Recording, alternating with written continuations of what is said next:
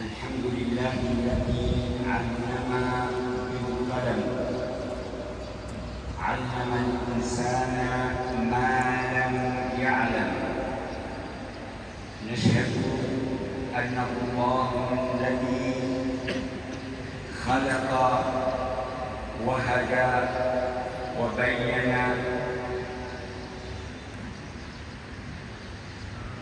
ونصلي ونسلم على سيدنا وحبيبنا ومعلمنا محمد صلى الله عليه وآله وصحبه وسلم. ونسأل الله تعالى أن يبارك في هذا الصدق العظيم وهذا الجامع المبارك، وأن يبارك في من عمره ومن يعمره ومن يدرس فيه ومن يعلم فيه ومن يتردد عليه، وأن يجعلنا وإياكم من أهل القرآن وخاصته. اللهم اجعل القرآن ربيع قلوبنا وجلاء همومنا وذهابا لسيئاتنا، واجعله حجة لنا لا حجة علينا. اجعلنا من أهل القرآن وخاصته. أذقنا برد عفوك وحلاوة مناجاتك. افتح علينا بالقرآن، اجعلنا سرا من أسرار القرآن، اجعلنا نورا من نور القرآن. اجعل هذا القرآن بصائر لنا وهدى ورحمة ونورا ويقينا يا قوي يا متين. سبحانك لا علم لنا إلا ما علمتنا، إنك أنت العزيز الحكيم. بسم الله الرحمن الرحيم.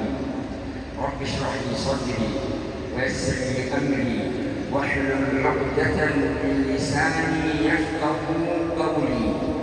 يا فتاح يا عليم، يا فتاح يا عليم، يا فتاح يا عليم، افتح علينا فتوح العارفين، فقهنا في الدين، ارزقنا الإخلاص والصدق واليقين ومتابعة سيد المرسلين في أقوالنا وأفعالنا وأعمالنا ونياتنا.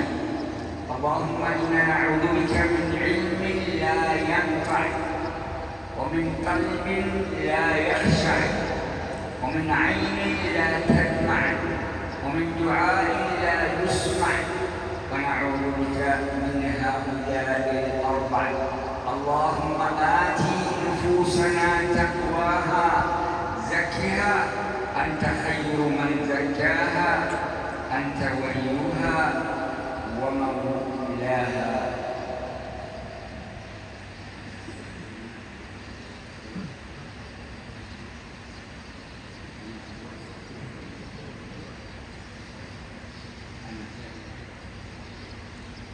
سمعت أن هذا الجامع تقرؤون في تفسير القرآن، وهذا هو الكتاب الحجة. بسم الله الرحمن الرحيم.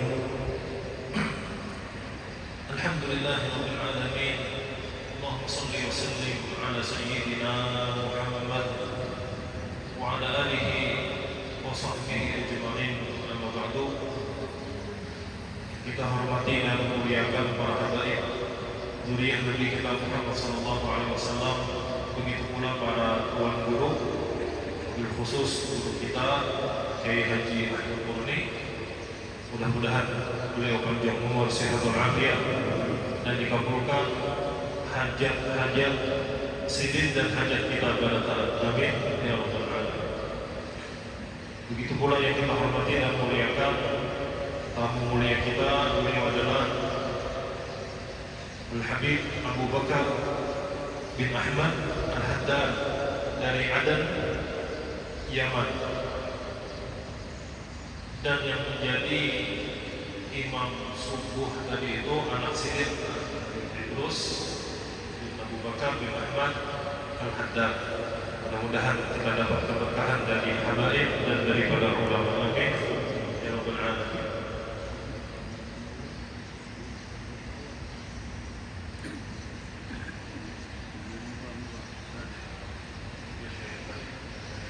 Beliau Habib Abu Bakar bin Ahmad Al-Haddad memulai nasihatnya dengan memuji kepada Allah Subhanahu wa taala. Alhamdulillah, segala puji bagi Allah yang Maha Pencipta, Maha Pemberi hidayah, dan Dialah Allah yang menjelaskan. Dan beliau melanjutkan dengan membaca salawat serta salam untuk Rasulullah sallallahu alaihi wasallam, yang mana Nabi kita Muhammad sallallahu alaihi wasallam beliau adalah muallim, beliau adalah pengajar, begitu pula kepada keluarga dan sahabat-sahabat beliau. Mudah-mudahan Allah Subhanahu wa taala menjadikan kita ahli Al-Qur'an dan orang-orang yang istimewa dalam memahami Al-Qur'an. Dan berbagai macam doa adalah Habib berdoa kepada kita, di antaranya mudah-mudahan kata Habib perkumpulan ini dan masjid ini ditambah keberkahannya oleh Allah Subhanahu wa taala. Begitu pula kepada yang hadir dengan niat belajar atau niat mengajar, mudah-mudahan ditambah keberkahan oleh Allah Subhanahu wa taala, dan mudah-mudahan Allah Subhanahu wa taala menjadikan Al-Qur'an penyejuk hati kita dan penghilang segala kesedihan kita, dan mudah-mudahan dengan sebab Al-Qur'an Allah Subhanahu wa taala mengampuni segala dosa dan kesalahan kita. Ini di antara doa-doa sidin, dan banyak lagi doa-doa sidin. Kemudian kata Habib, aku mendengar ya sidin, setiap subuh Sabtu di masjid ini diajarkan kitab tafsir, kitab tafsir. Mudah-mudahan mereka termasuk orang-orang yang paham dengan kitab, dengan Al-Quran yang diturunkan Allah Subhanahu wa ta'ala. Al-Quran hujjatun lana atau hujjatun alaina. هذا الكتاب الذي نزل على قلب الحبيب المصطفى صلى الله عليه وآله وسلم، نزل به الروح الأمين على قلبك لتكون من المنذرين بلسان عربي مبين. وإذا أردنا أن نتكلم عن التفسير لكي نكون نحن وإياكم من أهل القرآن، فالقرآن موجود في كل مكان، لكن ليس سر القرآن موجود، ولا من يعمل بالقرآن موجود، ولا من يتخلق بالقرآن موجود. ودائما ما نسمع الكتاب والسنة، الكتاب والسنة، الكتاب والسنة، إلا أن المعادي الثالث وهو خلق القرآن غير موجود. والسيدة أم المؤمنين عائشة عليها سلام الله عندما سئلت عن خلق رسول الله صلى الله عليه وآله وصحبه وسلم قالت كان خلقه القرآن. Al-Quran diturunkan kepada hati Nabi Muhammad SAW.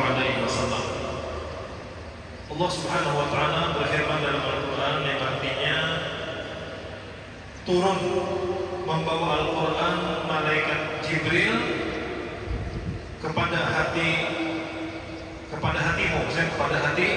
Nabi Muhammad SAW, supaya engkau wahai Muhammad, wahai Rasulullah, menjadi orang yang memberikan peringatan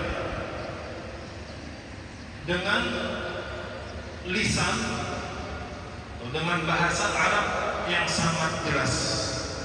Di Al-Quran itu diturunkan oleh Allah Subhanahu wa Ta'ala melewati malaikat Jibril kepada hati Nabi Muhammad SAW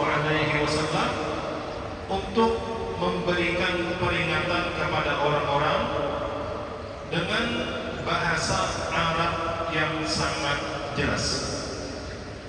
Al-Quran ada di antara kita. Al-Quran ada banyak di mana-mana. Dan Al-Quran yang diturunkan itu menjadi hujjah lana aw alaina. Jadi Quran yang ada itu bisa hujjah lana, itu bisa membela kita, atau bahkan nanti Quran itu bisa memberatkan kita. Ini pilihannya tergantung kepada kita. Al-Quran itu mesti kita pahami, berusaha kita pelajari dan kita pahami dengan mempelajari tafsirnya. Itu banyak diajarkan, banyak dibaca, banyak dipelajari. Tapi tidak semua orang yang belajar tafsir Al-Quran itu mendapatkan sirnya, rahasia daripada Al-Quran yang dipelajari. Kita menginginkan Al-Quran itu menjadi hujjah lana, menjadi pembela kita, yaitu memahaminya dan kita ingin mendapat sirnya, rahasianya. Banyak Al-Quran, banyak yang mempelajari Al-Quran, tapi tidak semua mendapat rahasianya. Tidak semua bisa mengamalkan Al-Quran. Tidak semua berakhlak dengan akhlak Al-Quran. Banyak yang mengatakan Al-Quran wa sunnah, Al-Quran wa sunnah. Marilah kita kembali kepada Al-Quran dan kepada sunnah Nabi. Banyak yang mengatakan kembali kepada Al-Quran dan sunnah Nabi. Tapi siapa yang bujur-bujur mengamalkan? Nah, penentu di sini, kata Habib, penentu dalam pengamalan Al-Quran itu adalah bagaimana akhlaknya. Sayyidatuna Aisyah radhiyallahu anha ditanya bagaimana akhlak Nabi Muhammad SAW, maka beliau menjawab, akhlak baginda Nabi Muhammad SAW adalah Al-Quran. Jadi yang kita inginkan bukan sekadar paham, tapi kita ingin mendapat rahasia Al-Quran, bisa mengamalkan Al-Quran dan berakhlak dengan akhlak Al-Quran yang dicontohkan Nabi kita Muhammad sallallahu alaihi wasallam. فالذي يقرأ القرآن ولا يعمل بما فيه هذا هجر القرآن. ولو تعلمنا كل يوم آية أو حفظنا 5 آيات لكننا عملنا بما فيها هنا يظهر سر القرآن. سيدنا عمر وعبد الله بن عمر تعلم أحدهما سورة البقرة في 10 سنوات، والثاني في 8 سنوات. سورة البقرة أطول سورة في القرآن، 10 سنوات، لكنه يطبق ما يتعلم، ما يقرأ، ما يدرس عند الأستاذ أو عند الشيخ.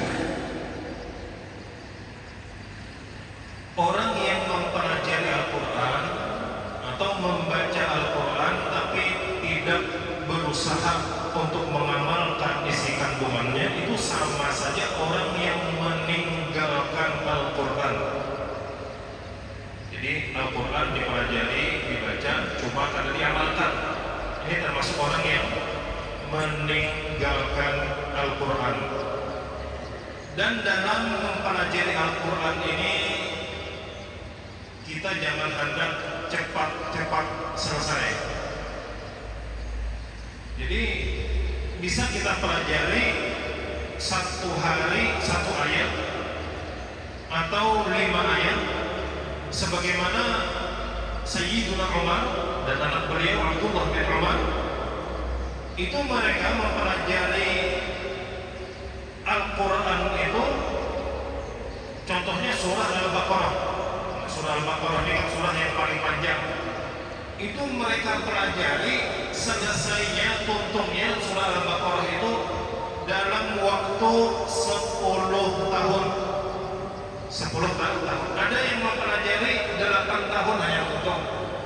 Ini surah Al-Baqarah mempelajarinya. Tapi mereka mempelajari ini sambil diamalkan.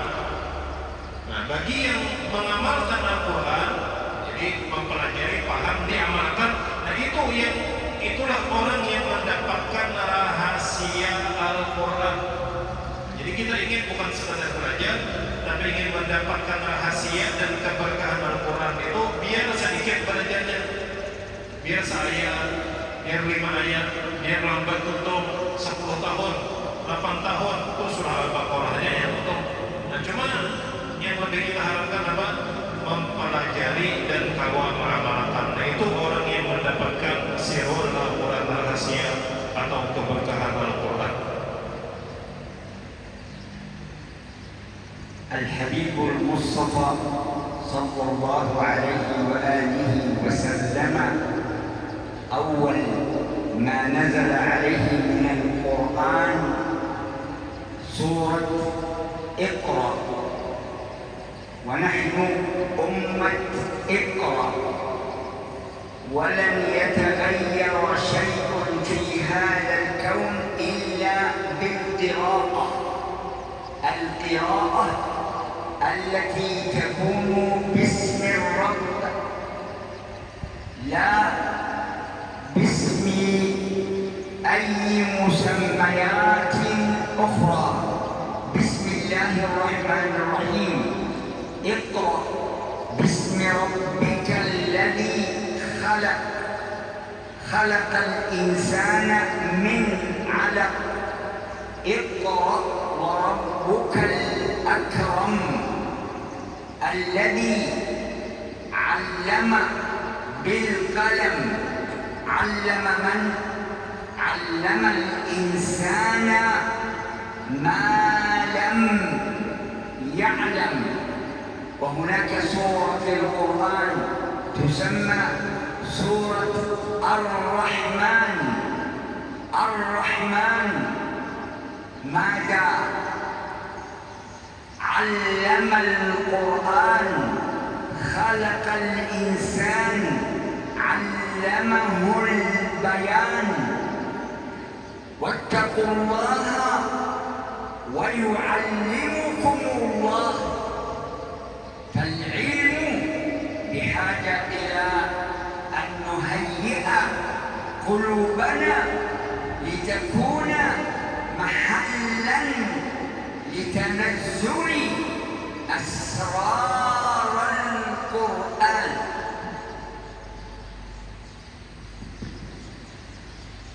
Allahumma sholli ala Muhammad. Kita adalah umat Nabi Muhammad SAW. Dan ayat yang pertama yang diturunkan kepada Nabi Muhammad SAW atau surah yang diturunkan kepada Nabi Muhammad SAW adalah surah Al-Alaq. Iqra, bacalah. Iqra bismi rabbikal ladzi khalaq. Khalaqal insana min 'alaq. Dan seterusnya, bacalah dengan nama Tuhanmu.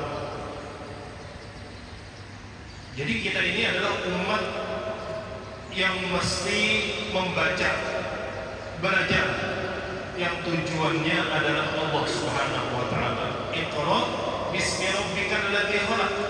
Bukan yang lain dibaca. Membacanya dengan nama Allah yang Maha Pencipta. Jadi kalau kita ingin perubahan yang baik, itu mesti belajar, mesti membaca, dan tujuannya adalah Allah Subhanahu wa taala. Kemudian disebutkan lagi dalam surah Ar-Rahman Ar-Rahman, 'Allamal Qur'an, khalaqal insan 'allamahul bayan. Sekali lagi ayat ini menekankan pentingnya ilmu Al-Quran, dan untuk mendapatkan asrar, rahasia Al-Quran itu kita mesti punya hati yang siap. Punya hati yang siap untuk mendapatkan rahasia-rahasia Al-Quran itu dengan mengamalkannya dan menjauhi apa-apa yang dilarang dalam Al-Quran atau Nabi kita Muhammad SAW. Ketika itu menjauhi yang dilarang, artinya hati sudah siap untuk mendapatkan rahasia-rahasia Al-Quran. Alladhi yatadawwaq al-Quran wa ya'lam anna al-Qur'ana yukhatibuhu لا بد وأن يفهم القرآن. أنا أختم كلمتي بقصة وحكاية.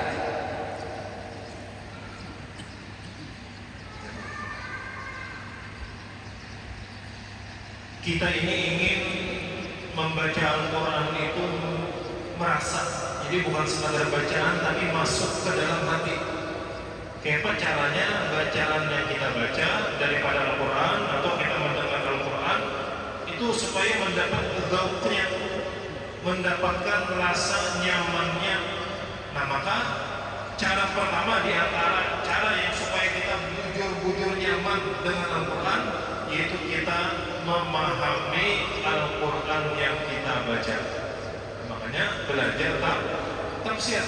Jadi kalau belajar tafsir itu paham, ketika membaca atau mendengarkan itu lebih menikmati apa yang dibaca, apa yang didengarkan. Dan Habib akan menceritakan kisah kata Habib yang akan kita ambil pelajarannya. At-tafasir mawjudah kathir. Ahammu tafsir التفسير بالمأثور،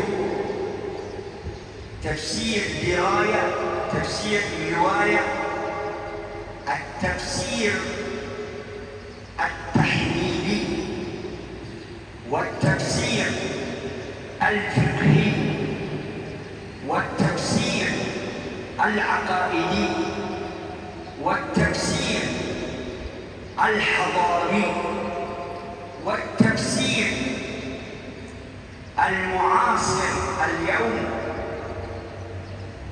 يسمى التفسير الموضوعي الذي يعلمك أهداف ومقاصد القرآن. ما هي أهداف القرآن؟ ما هي أهداف القرآن؟ لماذا نزل القرآن؟ لماذا جاء القرآن؟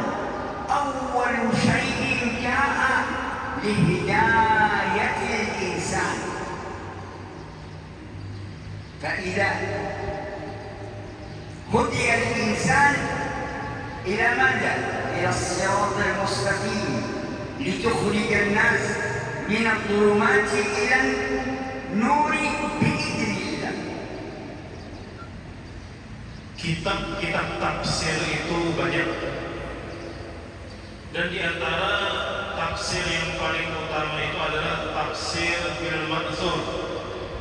Al-Quran dijelaskan dengan hadis-hadis Nabi Sallallahu Alaihi Wasallam atau daripada sahabat, karena semua itu langsung diambil, mereka pelajari dari Nabi Muhammad Sallallahu Alaihi Wasallam.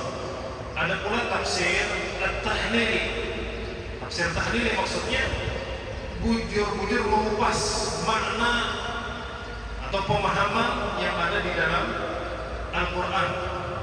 Ada juga tafsir yang khusus atau fokusnya membicarakan tentang fikih. Ada orang yang menulis tafsir, jadi fokusnya kepada pembahasan fikih. Ada pula tafsir yang mana fokusnya berbicara tentang akidah, berbicara tentang ilmu tauhid, ada fokusnya ke sana. Ada pula tafsir yang penting pula, tafsir al-mawdu'i. Tafsir mawdu'i ini tafsir yang berbicara tentang kejadian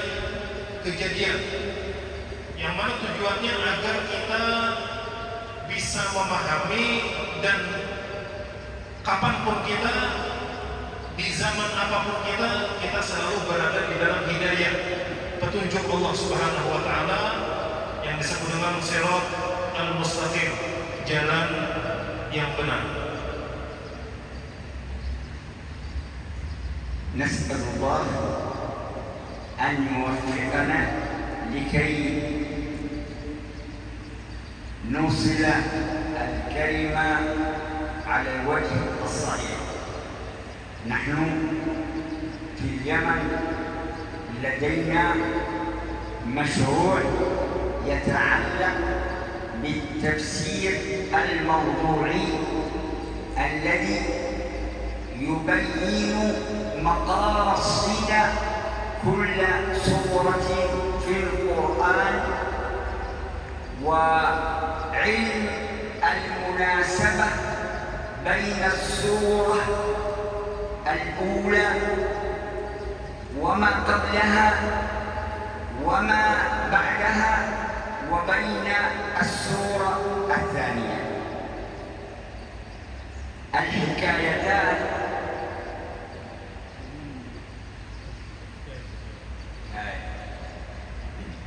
حكاية في زمن الحبيب المصطفى صلى الله عليه وآله وصحبه وسلم. أحد الأعراب يطلب من الرسول أن يعلم القرآن، فيعلمه أحد الصحابة سور القرآن إلى أن وصل إلى قوله تعالى: بسم الله الرحمن الرحيم، إذا زلزلت الأرض زلزالها وأخرجت الأرض أثقالها وقال الإنسان ما لها، إلى أن وصل: فمن يعمل مثقال ذرة خيرا يره ومن يعمل مثقال ذرة شرا يره. يقول هو أنا كفيت يكفي.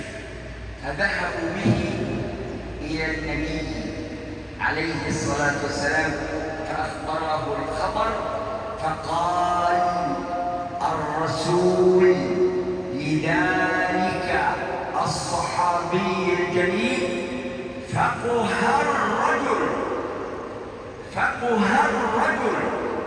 هذا هو فقه القرآن. يفهم المقصود من آيات القرآن وأنها تخاطبك أنت أيها الإنسان في هذا الزمان، في هذا المكان، في هذا الوقت، وليست تتكلم عن أمور ماضية. القرآن خاطبنا اليوم، الخطاب لنا نحن. Jadi beliau di Yaman itu ada program mempelajari tafsir maudhu'i. Jadi tujuan atau maksud-maksud setiap surah, apa hubungan surah ini dan setelahnya dengan sebelumnya, kemudian apa hubungannya pula dengan di zaman sekarang ini. Itu beliau ada program di Yaman dipelajari di pondok beliau. Kemudian beliau menceritakan dua kisah. Kisah yang pertama, di zaman Nabi Shallallahu Alaihi Wasallam ada Ahadul Arab. Ini ada orang Arab pedalaman, Arab Badu, datang kepada Nabi Shallallahu Alaihi Wasallam, wahai Rasulullah, ulun hendak diajarkan Al-Quran. Maka Nabi Shallallahu Alaihi Wasallam menyuruh salah satu sahabatnya untuk melajari orang ini Al-Quran. Sampailah kepada surah Idza zulzilatil ardu zilzalaha wa akhrajatil ardu athqalaha wa qala al-insanu ma laha, sampai faman ya'mal mithqala dzarratin khairan yarah wa man ya'mal mithqala dzarratin syarran yarah. Siapa saja yang melakukan kebaikan atau keburukan sekecil apapun, sebesar atom, maka dia akan melihatnya. Ketika sampai kepada ayat ini dipelajari, maka katanya cukup, sudah cukup.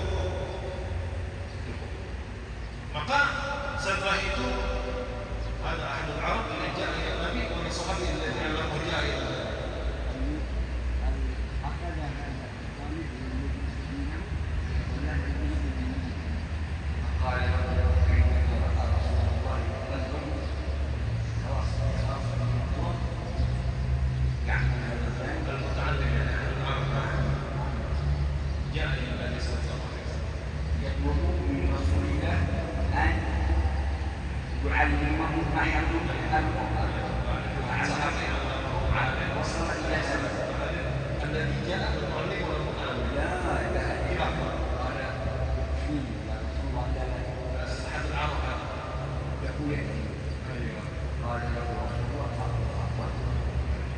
Jadi ketika sampai surah Idza zulzilatil ardu zilzalaha, maka katanya cukup sudah sampai di sini. Maka kata Nabi Shallallahu Alaihi Wasallam, Nabi tahu. Maka Nabi mengatakan, "Wahai rajul," ya Nabi, ini orang ini sudah paham Al-Quran. Nabi melihat langsung bagaimana reaksinya. Nah, maka Nabi mengatakan, "Wahai rajul, sesungguhnya Al-Quran itu," kata Habib, "sampai sekarang yukhatibuna." Jadi Al-Quran ini itu berlaku untuk orang yang dulu dan berlaku untuk kita sekarang. Jadi ketika membaca, mempelajari Al-Quran itu, maka kita rasa nanti yang dimaksud itu adalah kita, Al-Quran. Jadi jangan ketika baca Quran di saking orang bahari, saking orang dahulu, saking kita ada Al-Quran itu sampai kita saat ini dan sampai akan datang itu akan berlaku, dan yang dimaksud, yang ditujukan Al-Quran itu kita harus merasa itu adalah kita. نحتاج إلى أن نحذر من الإسرائيليات، ونحتاج إلى أن نفهم مصطلحات القرآن. إذا رجعنا إلى غريب القرآن للراغب الأصفهاني، هذا أفضل كتاب يساعدك في فهم القرآن.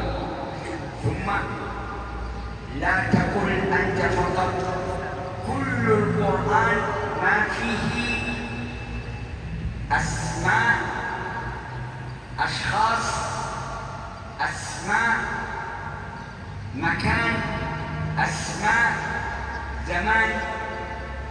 مثلا مصطلح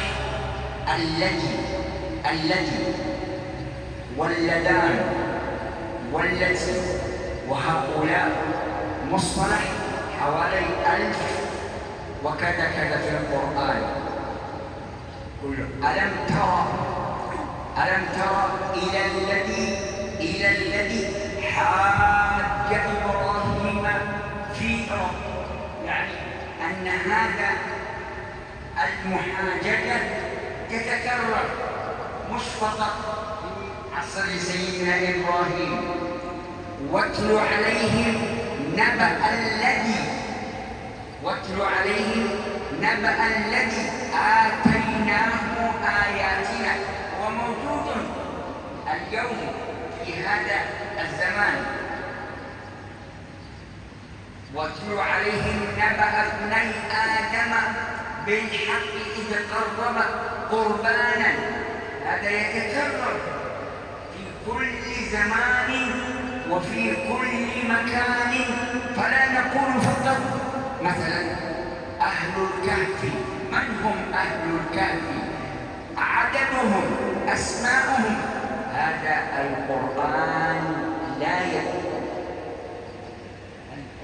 لا يلتفت إليه، لأنه يخاطبنا نحن.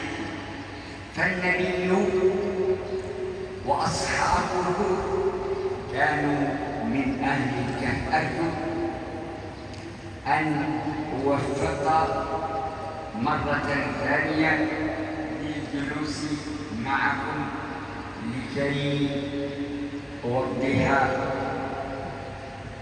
بعض الأمور، وأسأل الله أن يتوب علينا وعليكم توبة نصوحا يزكينا بها جسما وقلبا وروحا، وأن يجعلنا وإياكم من أهل القرآن وخاصته. اللهم اجعل القرآن ربيعا لقلوبنا وجلاء لهمومنا وكفارة لسيئاتنا، واجعله حجة لنا لا حجة علينا في آخر الزمان. الرسول يقول: سوف يأتي على الناس زمان لا يبقى من الإسلام إلا اسمه، ولا من القرآن إلا رسمه. اللهم تب علينا توبة نصوحا، زكنا بها جسما وقلبا وروحا، اشركنا في دعوات رجال بيتك الحرام وزوال نبيك عليه أفضل الصلاة وأزكى التسليم. بارك في من عمر هذا الجامع المبارك، وفي من صلى فيه، وفي من درس فيه، وفي من علم فيه، وفي من يتردد عليه، واجعلنا وإياه مباركين أينما كنا وأينما حللنا وأينما نزلنا. اغفر لنا ما أخطأنا وما تعمدنا وما أسررنا وما أعلنا وما أنت أعلم به منا. وأرجو أن الله تعالى يجزي إمام هذا الجامع المبارك وخطيبه والقائمين عليه خير الجزاء، وأن يجزيكم خير الجزاء على حضوركم وعلى صبركم وعلى تحملكم، وأن يعطيكم وإيانا سبلنا ومأمولنا. اللهم إنا نسألك بأسمائك الحسنى وكلماتك التامات ما علمنا منها وما لم نعلم، أن تغفر ذنوبنا، وأن تستر عيوبنا، وأن تفرج همومنا، وأن تحسن أخلاقنا، وأن توسع أرزاقنا، وأن تقوي عزائمنا، وأن تحفظ أبناءنا وبناتنا من الفتن ما ظهر منها وما بطن. اللهم يا من فتح الخير بالخير وأعانه عليه، وفرنا اللهم للخير وأعنا عليه. نسألك اللهم حبك وحب نبيك وحب أوليائك وذلك وحب نبيك أحب إلينا من أنفسنا ومن الماء البارد نسألك الجنة وما قرب إليها من قول أو فعل أو عمل أو نية أو اعتقاد، ونعوذ بك اللهم من النار وما قرب إليها من قول أو فعل أو عمل أو نية أو اعتقاد.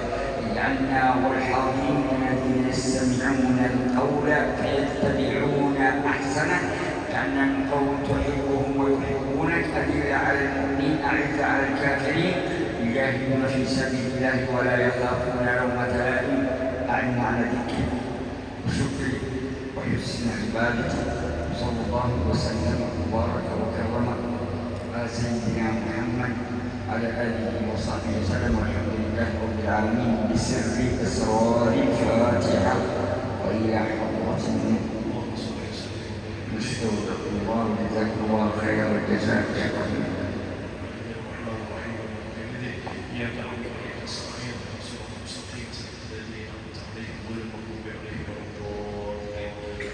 Jadi ringkasnya apa yang disampaikan Habib, ketika kita belajar atau membaca Al-Quran itu jangan kita merasa Al-Quran ini berbicara tentang orang-orang dahulu. Memang kalau kita baca terjemahannya seakan-akan berbicara orang yang dahulu, tapi itu sebenarnya setiap zaman itu ada. Setiap zaman itu ada. Contoh, bahkan Habib tadi menjelaskan kalimat alladzani sebenarnya alam tara ila alladzi hajja Ibrahim fi rabbih. Ini kan ada orang yang mengaku Tuhan berdebat dengan Nabi Ibrahim. Jadi kita unik kisah Nabi Ibrahim dahulu ada. Sampai sekarang pun yang mengaku Tuhan itu ada. Artinya apa, tantangan kita sebagaimana Nabi Ibrahim dulu bisa menjawab, maka tantangan kita sekarang itu masih ada juga. Dan kita pun mesti bisa menjawab dengan cara Al-Quran. Kemudian diceritakan anak Nabi Adam ketika disuruh Allah Subhanahu wa Ta'ala untuk berkorban. Ada yang diterima, ada yang tidak diterima. Pada akhirnya saudara membunuh saudaranya. Itu jangan tahu ini kisah dahulu, sekarang pun ada juga. Lalu bagaimana kita menyikapinya? Bagaimana hal itu supaya tidak terjadi? Nah, maka kata Habib, berusaha kita belajar Al-Quran dan merasakan, paham, sampai merasakan maksud daripada Al-Quran itu di dalam diri kita. Jangan ini berbicara orang lain, karena Al-Quran itu berbicara tentang keadaan kita sekarang dan keadaan sampai kapanpun. Makanya Al-Quran itu disebutkan apa? Al-Quran itu cocok dimanapun dan kapanpun. Meskipun ada orang mengatakan Al-Quran itu dahulu dia berlakunya wahyu kada lagi kada. Al-Quran yang diturunkan kepada Nabi kita Muhammad SAW itu cocok pas kapanpun dan dimanapun. Nah, ini tantangan untuk kita semua untuk memahami, mempelajari, dan terlebih lagi mudah-mudahan kita kawal mengamalkan dan bisa berakhlak dengan akhlak Nabi Muhammad SAW. Mudah-mudahan kami dalam kesempatan lain kita bisa berjumpa lagi, dan beliau mengucapkan terima kasih banyak kepada Ian Barata.